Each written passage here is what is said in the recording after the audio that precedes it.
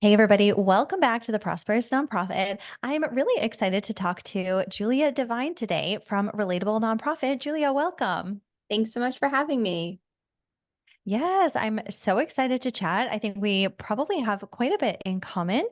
So, I would love for you to start us at the beginning and tell us a little bit about your journey, your career journey, and what it has looked like, and kind of how you landed into doing what you're doing now. Yeah, so I got into nonprofit work actually while I was still in college. It wasn't something I was looking for, but I think for a lot of people, it's the kind of thing that just finds you right place, right time, and you kind of get into it. For me, it was a development internship that I took my sophomore year, and I had no idea really what fundraising was. And I remember my first day getting there, and I thought it was digital marketing maybe, but I sat down and they started talking to me about fundraising, philanthropy, and this entire world and industry that I just knew nothing about. But I stayed with this internship for the remainder of my college years. And when I graduated, they offered me a job as a grant writer. I think they kind of invented the position for me at the time just to keep me in that like the lowest level. So I was able to stay and I started as a grant writer. And then I just really fell in love with fundraising, with development work. And so I started getting my hands into everyone else's business and tried a little bit of the major give stuff, tried the fundraising in the digital marketing realm, and then email marketing and so forth until 4 years or so in, I was actually the development director for the organization. So I did that for little over a year. And at that time, I was hitting that point that I think a lot of people hit in nonprofit work and particularly fundraising work, where I was responsible for raising a $7 million budget. I had a team reporting to me. I was fairly young. And, there'd been a lot of turnover in the organization, and it was mid-pandemic, and I really just felt like I'd had enough.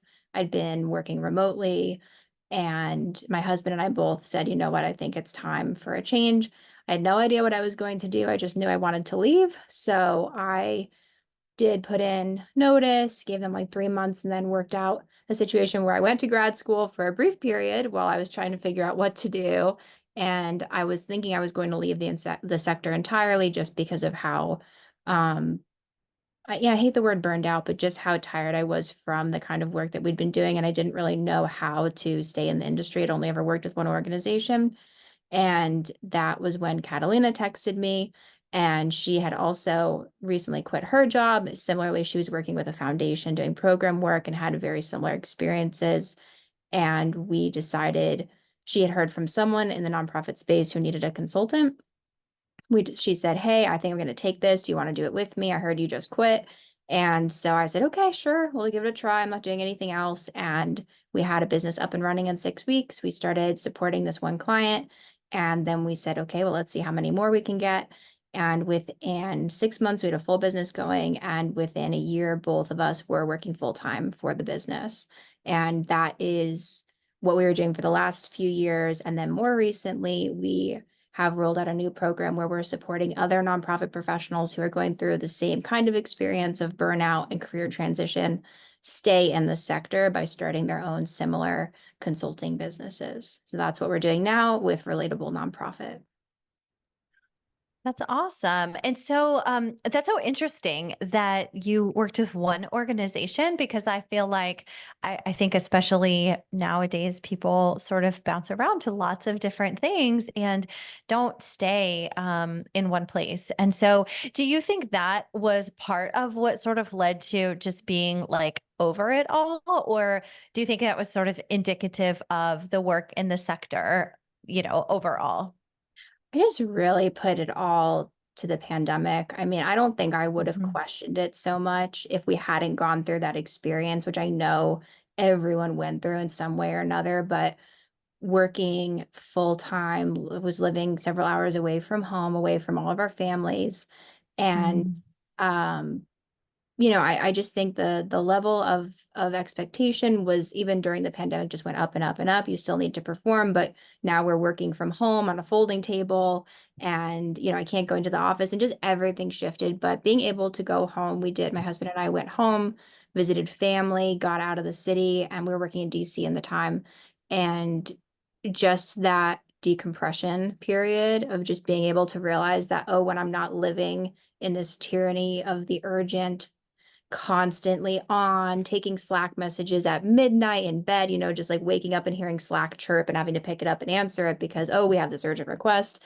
Realizing that that was really weighing on me and affecting me in personal ways and affecting my relationships and not being able to turn off. And I don't think that that's only nonprofit work, but I do certainly think that that was for me what did it. Not so much that I didn't like fundraising or didn't like working in the sector, but at that time, my creative feeling about my life and my work and my career was just at such a low point because I just couldn't take on anymore. I just had to take a break and take a step back. So I'm so grateful for what I learned, and I think I really had very excellent training, and I got to study under some great people when I was there.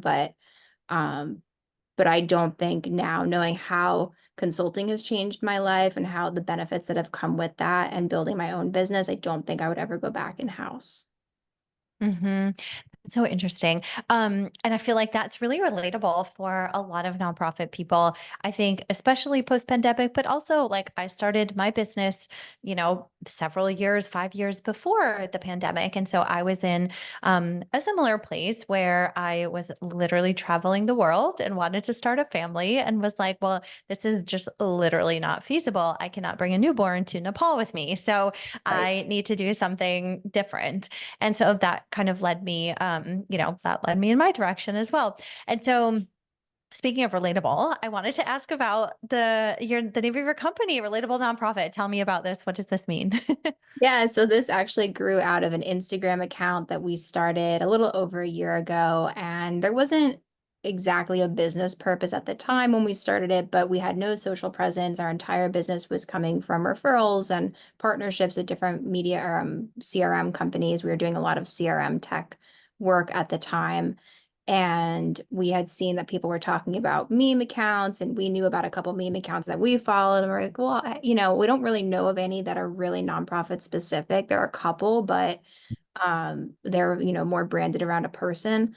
And so we just started posting like jokes that we heard, like jokes that we would make to ourselves, jokes that we would hear when we were chatting with clients, just talking about the real behind the scenes, sort of real talk about nonprofit life that you don't see discussed on LinkedIn so much or in webinars so much. This is really like, oh yeah, this is the reality.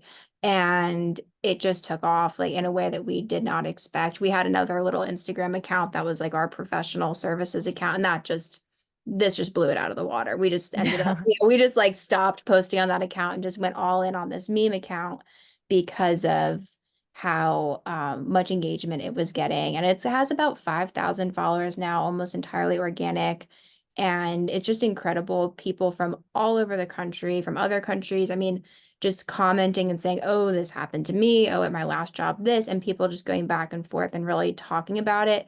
And I don't think you get to hear from employees that much. Like you hear from a lot of nonprofit leaders, but we're just really seeing this chat going on in the feed, in our DMs. And so we rebranded our whole business around this account because of how strongly we believed in what it was generating in terms of conversation. And it also helped us to realize that the real issue that we were helping to fix was this, what's causing retention problems in nonprofits is that these conversations were giving us kind of those answers, seeing why people leave and move jobs or burn out of the sector entirely. This conversation was all happening on the Instagram account. So we've connected with so many people through that. That's really our anchor now is this account. And it's just been a lot of fun. It has just been really fun to build it. And we've met so many great nonprofit professionals through it. So that led us to building out the mentorship program where we're kind of helping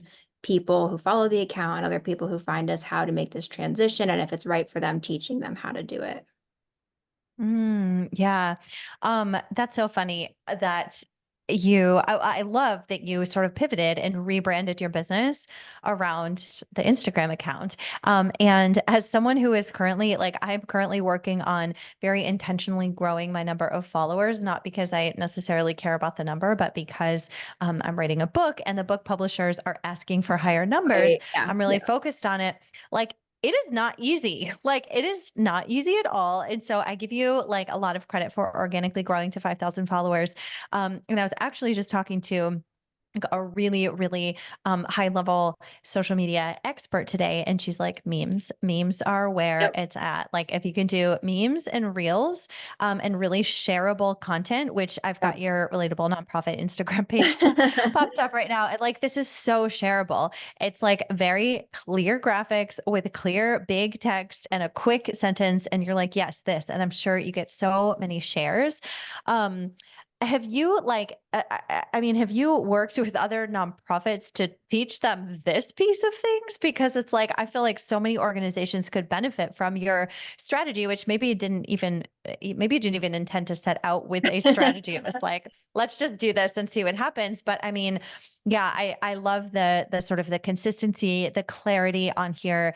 Yeah, I love that. Have you talked to other orgs about what they're doing with their social? Yeah, it's funny. I feel like, when you're running a business, there's like the 25 things you try that just don't ever pan out. And then there's that one or two things that just occasionally come along, and it's like proof of concept just on day one. And that is the kind of thing with this account where we had like a little bit of help. We watched the YouTube videos and we're just kind of, I mean, we love to just see what other accounts are doing. So we'll religiously, Catalina's like, this is how she spends her free time. She'll just go and like learn everything Love she it. can about someone else's business and someone else's account, and oh, they're doing this, they're doing that, and then take samples and really analyze, oh, this post looks like it did really good. So just a lot of holistic like stalking of other people and what they're up to. There's probably a better word for that. But so no, we definitely don't do social media. That was my least favorite job. Like I dabbled in it a little bit when I was working in-house, and oh, I just think it's such a high stress job.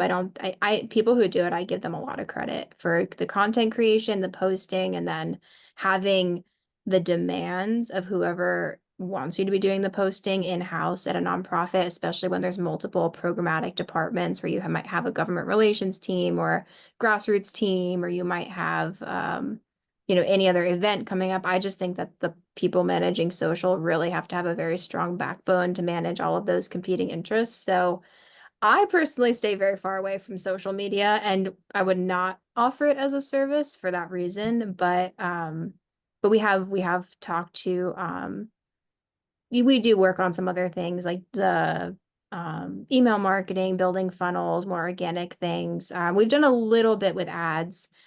There was one ad. There was one that we did run. I mean, we spent like no money on this thing, like maybe $1 a day, but it said in my nonprofit era, and it just was when Taylor Swift's always big, Yeah. but for whatever reason, that ad, like just $1, like just I like no money whatsoever, but just we just bumped it a little bit and just left it on. And anytime that was running and she's in the news, just like boom, boom, boom, boom, boom, boom, boom, followers. So I do attribute like if that's a Wow. strategy, just like in my nonprofit era, and that more than anything else, that little boosted post would be responsible for, I think, all of the traffic that we got that wasn't organic. So that's my tip. It's not a strategy. It's just post something related to Taylor Swift and you'll probably get traction.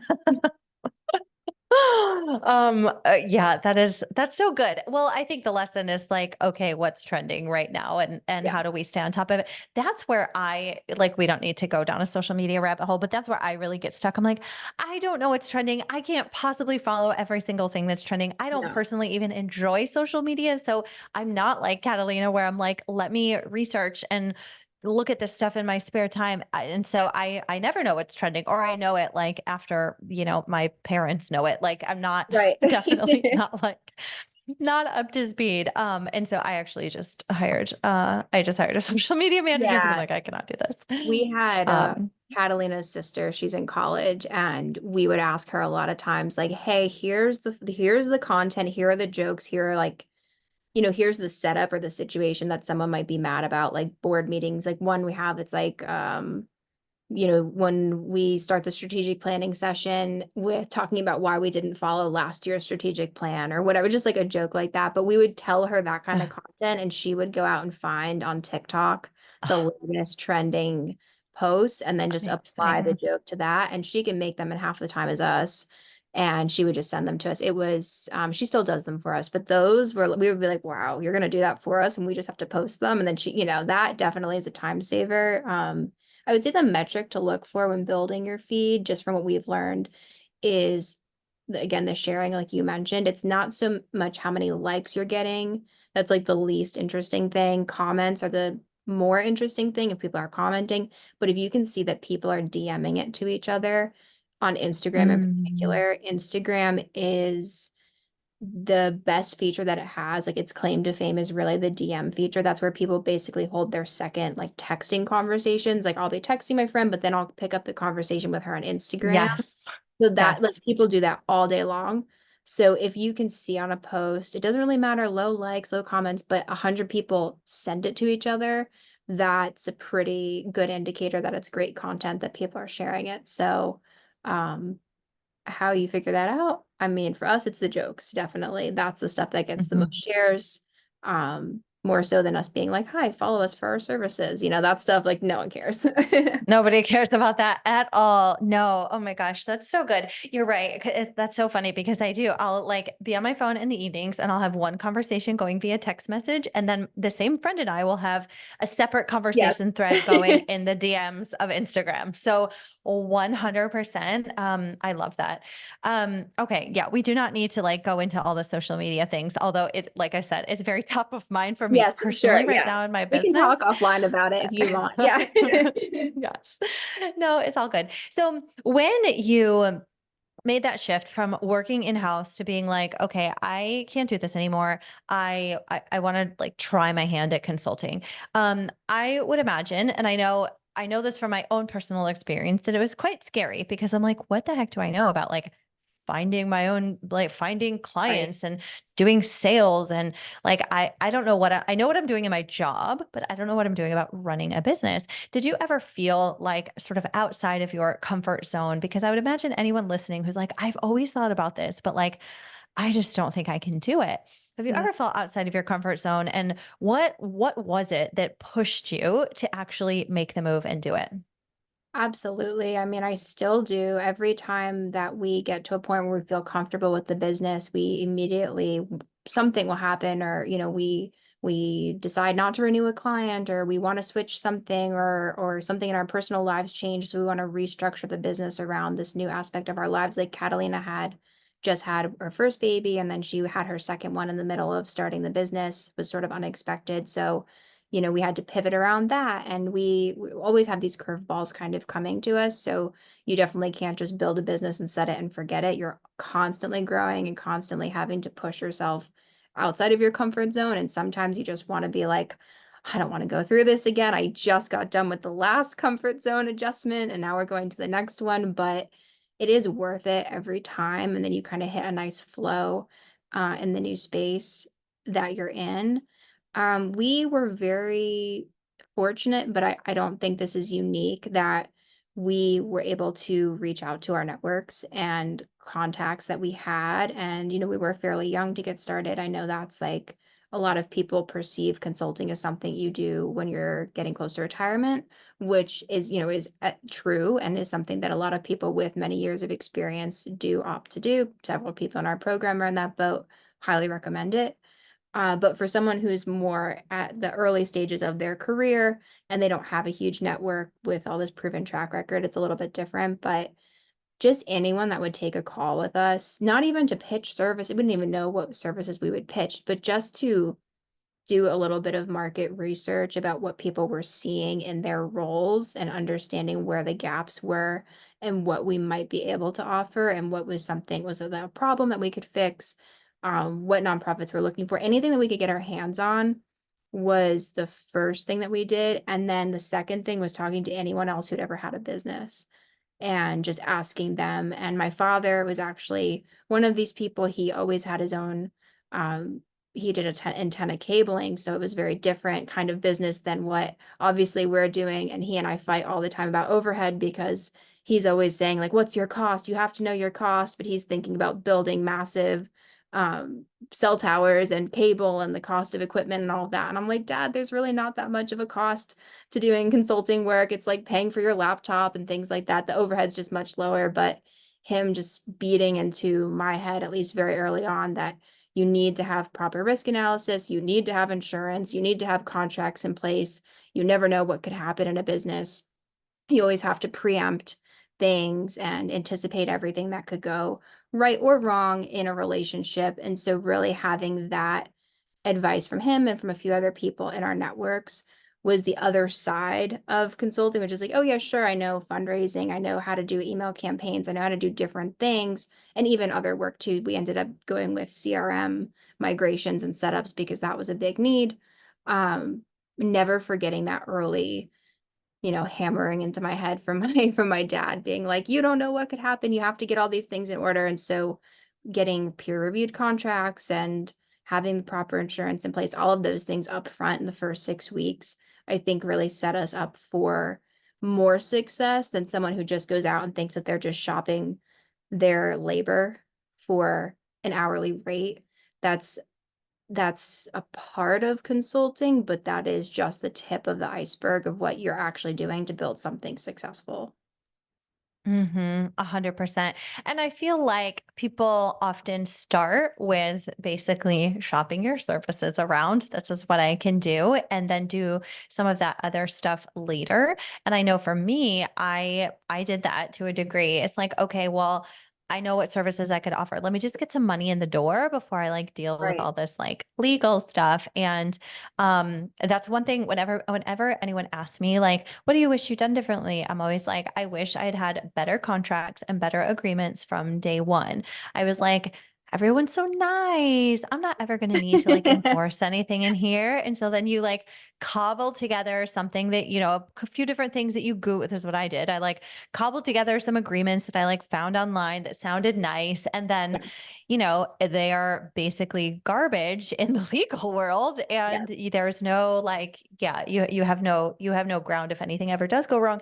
And it definitely will. Like It it will always go wrong. will. And it's not because they're bad people or you're bad people, but I'm obsessed with contracts. Like that is the first thing because anytime anything goes awry, and it could be for a good reason, it could be that they love you so much that they want you to do all these other projects. But then they're like, oh, we don't need a second contract for that. Just lump that in under the first contract. But then you do the work and then they're like, oh, well, that's just part of the price from the original project, right? No, no, no, no, no. I just added 30 hours of work and a whole different scope and absolutely not. Mhm. But like the contract is like the Bible of the project and I go back to it every time. I'm like, see, my hands are tied. Unfortunately, that's what we agreed to. It doesn't come up terribly often, but when it comes up, it doesn't put you in that terribly uncomfortable situation of having to get into an altercation with your client. Because you're like, sorry, Mhm. wish I could help you, but there's the contract. There's the rules that we all agree Mhm. to. So it just gives you leeway. And yeah, I mean, I swear by them. And just because I hate those terribly uncomfortable altercations. And I think that's what scares people a lot. I don't ever want to have a problem. So if there's a Mhm. contract up front, there's no problem. Exactly. Yeah, I 100% agree. I'm also like, I do not like having those difficult conversations. And so that those contracts, those agreements are some protection around that because they're sort of your buffer. Yeah, I think that's great. That's fantastic advice for anybody just getting started. Yes, you can certainly like start with, okay, what am I going to do and go out and find some clients, but simultaneously you need to set up your systems. And I always say, when it comes to like your financial systems, we were just talking about legal, but financial, same thing. I'm like, just track your money from day one. Like, don't wait until you've been collecting money and spending money for a year to get something set up because you like don't feel like a legit business yet because you're going to Yeah, need to report on that. So, I always recommend that as well. Like QuickBooks from day one, just it's a absolutely. business expense. Get over it. Just do I it. think, yeah. And when we started, we each put in, I think we each committed $1,500. So it was a total of like, okay, we're putting $3,000 in a shared pot. And that was the first thing. We paid $600 to a lawyer to help us develop a general contracting agreement. And the next thing was a QuickBooks online subscription. And it's scary to like take yourself seriously from that early on. Like, who do you think you are? And we definitely kind of got that from a few people when we were starting out. Like, who do you two think you are? Just taking yourself so seriously. But if you don't, who will? And yeah, you're right. I mean, the stories I hear about people who are consulting and like don't send in, I mean, any industry, but like don't send the invoice. It like blows my mind. Like people will actually forget to send invoices for their work, and that's the whole I point. know. Yeah, Exactly. I'm sure you know about that working in accounting. So I just, yeah, Yeah. Yeah, system. 100%. Exactly, exactly. And there's no better time to set them up than in the beginning. And I do understand, like you do kind of feel like a little bit stupid. Like, who do I think I am? Like, are you kidding me? I just like I have one client. I don't even have any clients yet. Why do I have Right. QuickBooks? But like so you do feel kind of dumb, but you're gonna feel real smart at the end of the year when your tax accountant asks for your info or um yeah, whatever. Like when you need to figure out, yeah, who still owes you money, when you have a system that you have been using, like you will be very grateful and you will not feel so stupid anymore. Um, so it almost feels like in the beginning, it almost feels like you're like playing work Yes. or you're like playing company. Like I'm playing CEO right now because Right. you're like, Yeah. "Oh, what am I doing?" But it's so important. So yeah, I love that. And I so agree with you. So who do you say, like, what kind of nonprofit professionals would you say are right for building a consulting business? What qualities do you see? Because I know you have your membership, and so what qualities in whether it's sort of like softer qualities, like okay, well they're really burnt out, or harder things like specific skill sets or types Mm. of roles that they had in the past. What type of people would you say are right for thinking about consulting? Yeah. This one's, I mean, this is what I say colloquially to Catalina, sort of as a joke, but I say to her all the time that the right people for the program and the right people to be consultants are highlighter people. People who like use highlighters and take good notes. And like I just in my head are like the highlighter girls from high school. And Yes, I me. mean, yeah, like any girl who has their own woman who has their own business, like she was a highlighter girl. Like I just know it.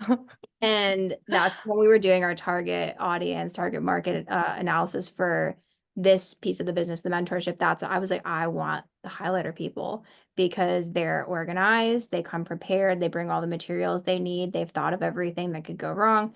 And that's really more so part of the business. Of course, they need to have skills.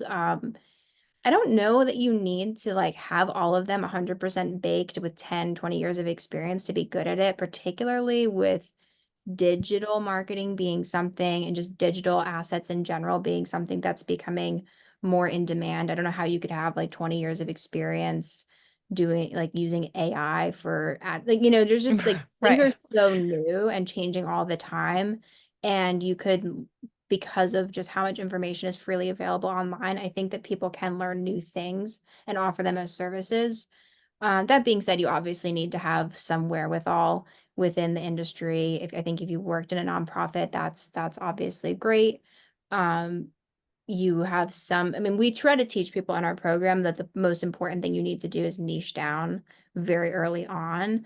We didn't, we got that first client and then we made our website and we show in our course like the what we wrote for the landing page for our services, which is basically 3 columns with about 35 bullet points of every possible thing we knew how to do related to fundraising, marketing, and comms, which is the stupidest thing you could possibly do. We're just like, oh, we'll just give them like a cart of like things to pick from, and ooh, you could do this service or that service. Mhm, And we're like, just mhm. don't do that because you're completely diluting your brand and no one knows what to associate you with. And you're just sort of this generalist, like jack of all trades. So the sooner that you niche down, I think the better. So someone that feels like they can establish a niche that they like and that they're good at or that they can become very good at in the next 6 months to a year and then offer those skills. I think that that is a great candidate. Maybe 5 years of experience and work, definitely not like right out of college, but I don't think you need to wait that long either. Particularly now, like if you've got, like I'm saying, if you're a highlighter girl who wants to do the work, it's not easy, but I totally think it's doable. And I think for in art, we're seeing, people who are nearing retirement, people, moms with young kids. It's excellent for that's really our motivation for Catalina and I personally, that she's got 2 young kids. I want to start having children and being able to have a business that allows us to support ourselves both full time, working probably less than 25 hours a week. We're doing now, and we're thinking we can probably get it down even less when we really hone our services even better. and you're able to be home with your kids and have minimal childcare, I mean, the cost savings on not having to put your kids in daycare while you're going to an office every day is just astronomical. So for us, it's really a strategy that we're building a business that we can keep going, but not in a way that's going to take 70, 80 hours a week where we're not going to be in our homes, because we also want to be present parents. So Mhm. that's appealing to a lot of people. I know. So I know a lot of women in that situation. Yeah, I think it's a mix of specialties, a mix of age groups, a mix of experience levels, but it's going to be understanding that it does take a lot of work and that there is a process to building a business. Mhm. Yeah, I love that. I love the highlighter girl. Um, I think you make a really interesting point that you're right. We often see it with older people, where it's like, okay, well, they've got 15, 20 years of experience, but really, you don't need that much. I think, especially to your point of like being in sort of new and ever evolving industries related to AI, related to digital marketing, that kind of thing. Yeah, it doesn't need to, yeah, you don't need to have a whole bunch of experience. Hang on one sec.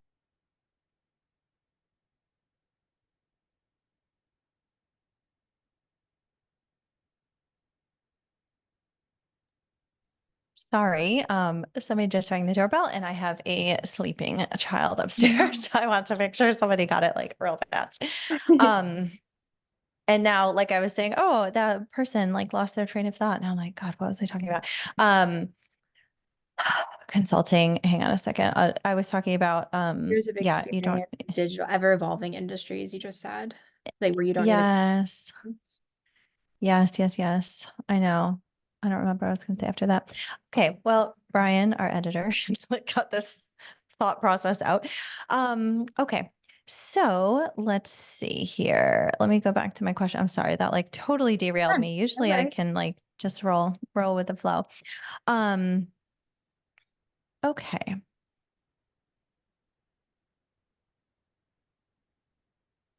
Yeah, I like really I wish I was telling somebody this morning. I'm like, I wish we could just like rewind. Like, let me get back into my state of mind. Anyway, okay, we will just keep going.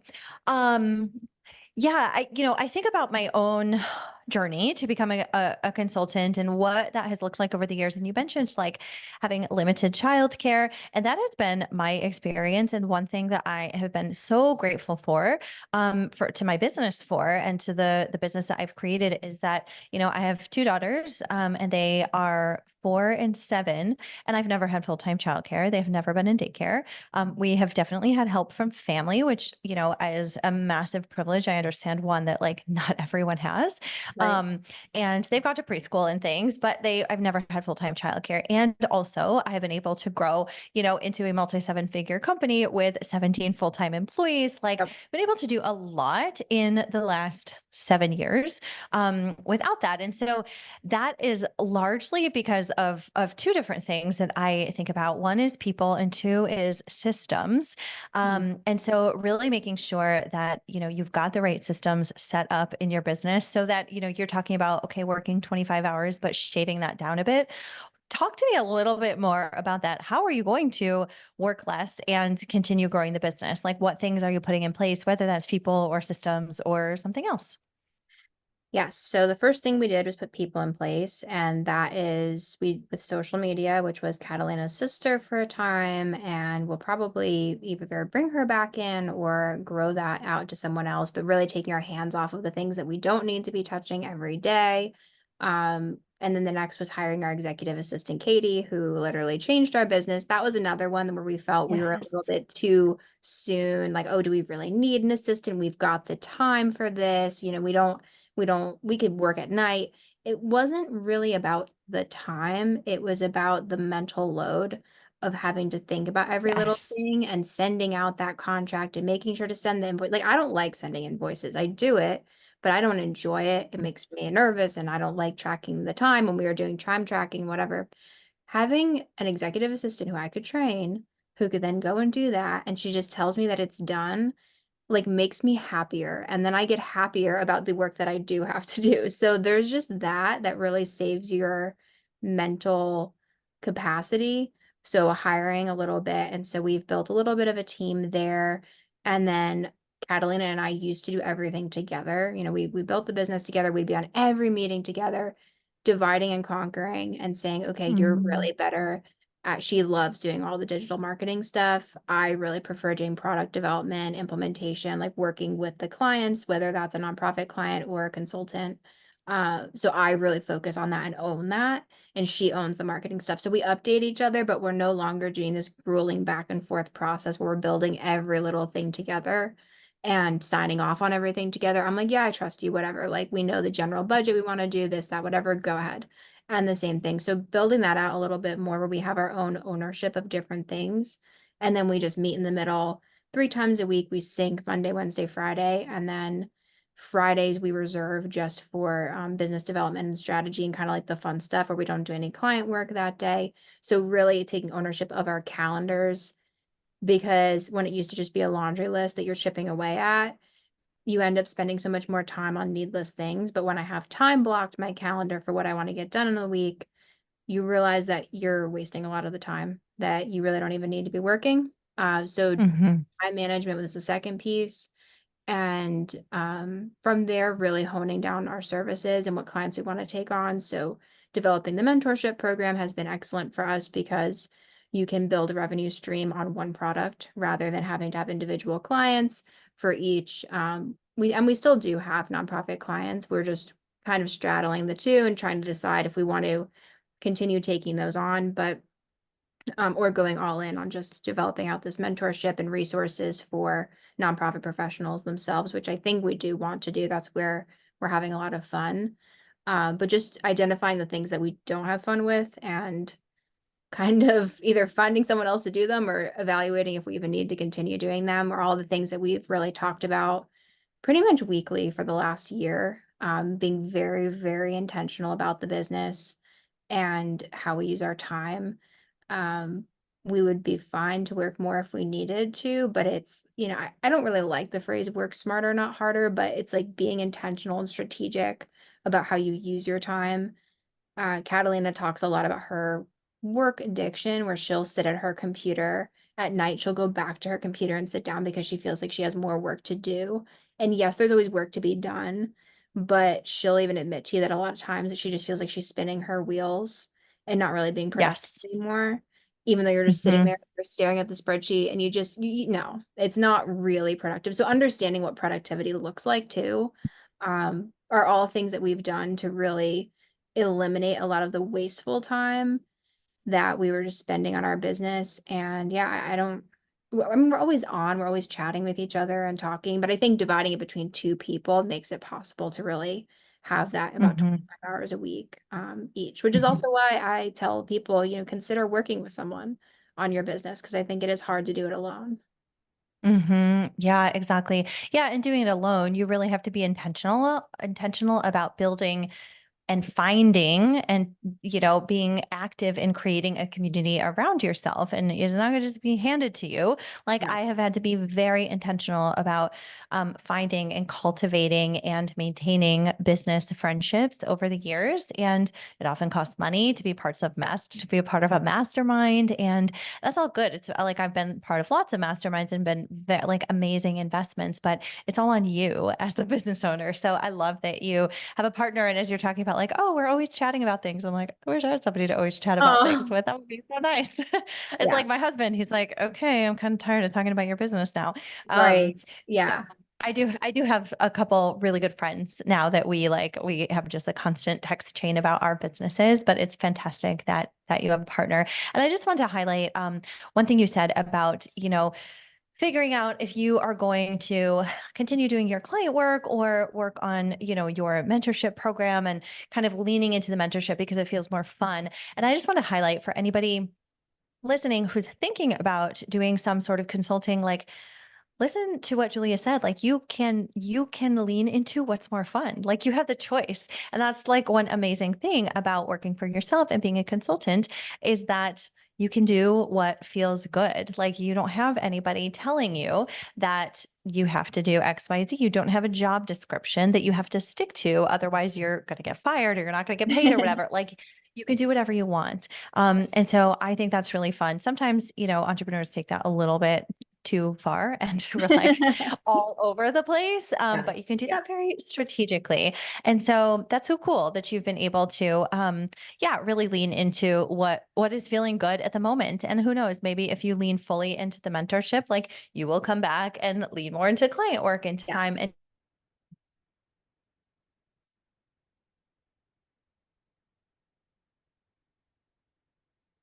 Stephanie, I just lost you. Are you still there? you have the ability with them. Stephanie, I just lost Yes. you Yep. for about the last 15 seconds. Okay. You're Well, back. I wasn't saying okay. Go ahead. That I could hear and see you the whole time. So I don't know. Um, I don't No know what worries. happened, but Go ahead. Brian's gonna have a lot of fun with this episode. We're gonna make him work for it. No, that was fine. I wasn't saying anything that you need to respond to anyway. Um, so I love to ask one question as I'm wrapping up all of our episodes, and that is, what does a prosperous nonprofit look like to you?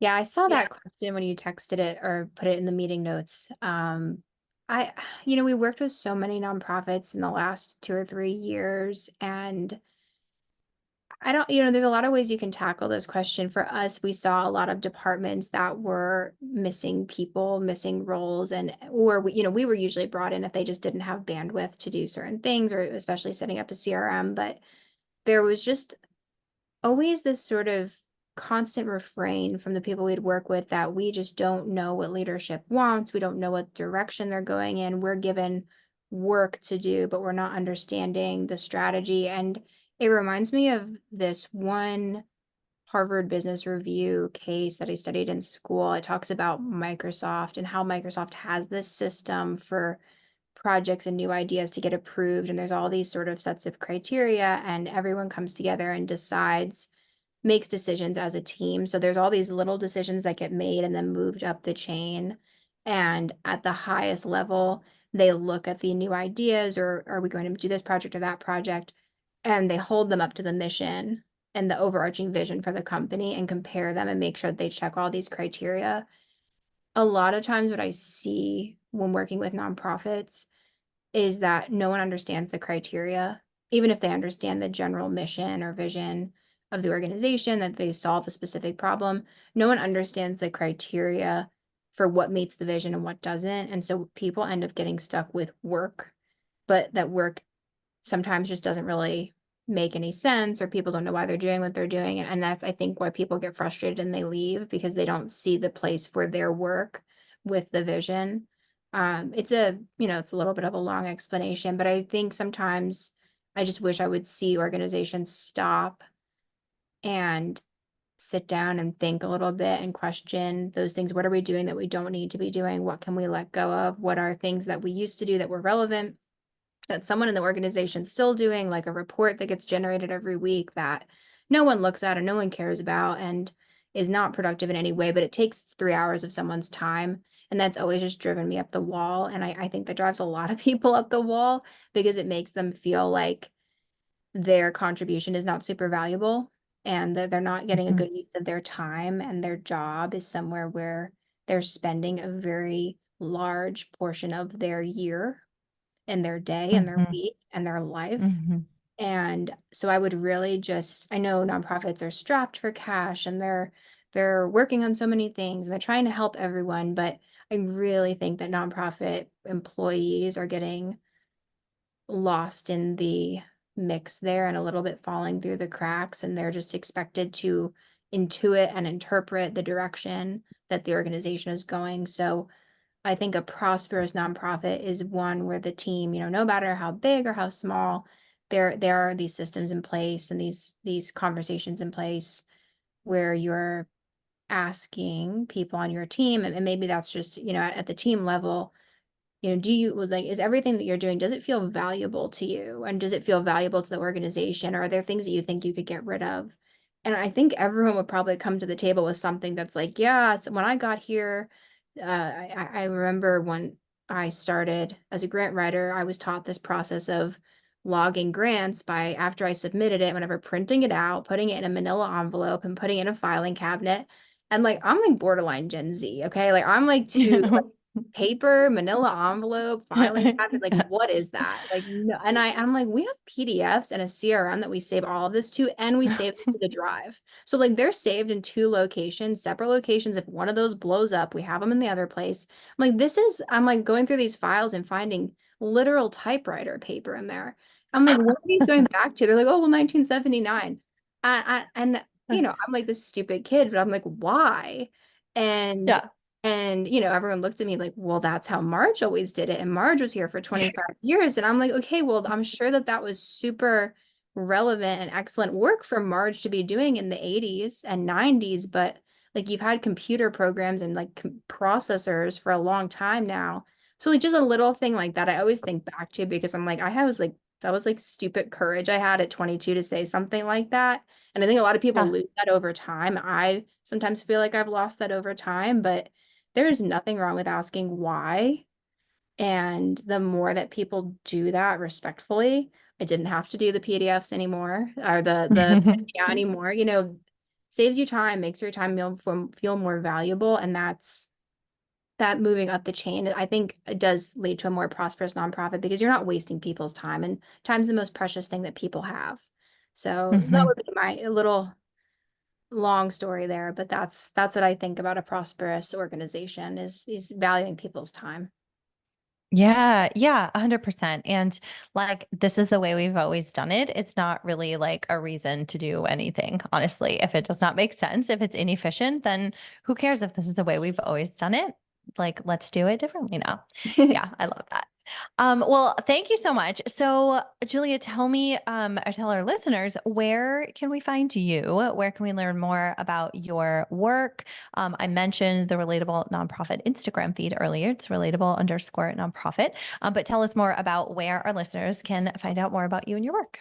Yeah, so definitely check out Relatable Nonprofit on Instagram if you are looking to laugh and looking for some lighthearted commentary from us and the people in the comments. It's a lot of fun. You can also find our website, relatablononprofit.com.